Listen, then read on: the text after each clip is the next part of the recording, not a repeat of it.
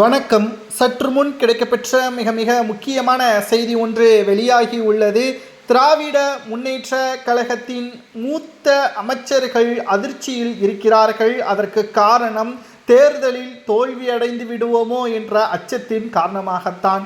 திமுக ஆட்சியை கைப்பற்றாது. ஆனால் பல எம்எல்ஏக்கள் அதிமுகவில் இருப்பதை போல் திமுகவிலும் வருவார்கள். ஆனால் அதிலும் குறிப்பாக தாவேகா குறிவைத்திருப்பது மூத்த அமைச்சர்களை தான்.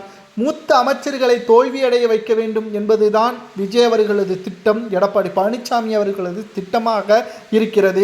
KN நேரு, பொன்முடி, துரைமுருகன் இவர்களது தொகுதிகளில் நிச்சயமாக இந்த முறை தோல்விதான். சேப்பாக்கம் தொகுதியில் மட்டும் கிட்டத்தட்ட 80,000 ஓட்டுக்கள் கிட்டத்தட்ட அடையாள உறுப்பினர்கள் அட்டை இல்லாத காரணத்தினால் நீக்கப்பட்டிருக்கிறது. மேலும் இது சேப்பாக்கம் தொகுதி என்பது உதயநிதி தொகுதிதான். கலைஞரும் சரி உதயநிதியும் சரி ஒரே தொகுதியில்தான் போட்டியிட்டார்கள் என்பதும் குறிப்பிடத்தக்கது. திமுக எப்படி வேலை செய்து வெற்றியடைய வைத்திருக்கிறது பார்த்தீர்களா என்பதையும் இதன் மூலம் நாம் பார்க்க முடிகிறது. 2026 சட்டசபை தேர்தலில் திமுகவின் முக்கிய அமைச்சர்கள் தோல்வி அடைந்தால் அடுத்த மாதமே கூண்டோடு சிறைக்கு செல்வது உறுதிதான். அமைச்சர்கள் மட்டுமல்ல, சில எம்எல்ஏக்களும் தோல்வியே பெறுவார்கள் என்ற தகவலும் தற்பொழுது கிடைக்கப்பெற்றுள்ளது. 2026 சட்டசபை தேர்தல் நடைபெறுவதற்கு இன்னும் 5 மாதங்கள் மட்டுமே உள்ளது.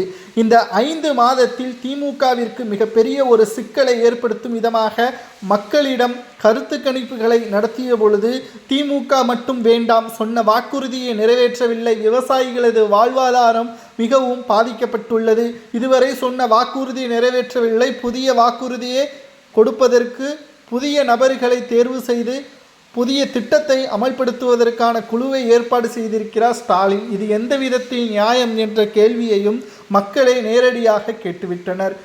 அமைச்சர்கள் அதிர்ச்சியில் இருப்பதும் பயத்தில் இருப்பதும் மிக முக்கியமான காரணமே 4 முனை போட்டி. இரண்டாவது, ஒவ்வொரு தொகுதிகளிலும் கணிசமான நபர்களை ஓட்டுக்கள் லிஸ்டில் இருந்து தூக்கியதுதான். இதுதான் இவர்களது ராஜதந்திரம். திமுக இத்தனை வருடங்களாக தொடர்ச்சியாக ஒரே தொகுதியில் வெற்றியடைந்தது இப்படித்தான். துரைமுருகன் காட்பாடி தொகுதியில் 5 முறைக்கு மேல் வெற்றியடைந்ததற்கு காரணம் என்ன? இந்த கதைதான் என்ற தகவலும் சமூக வலைதளங்களில் கூறப்படுகிறது.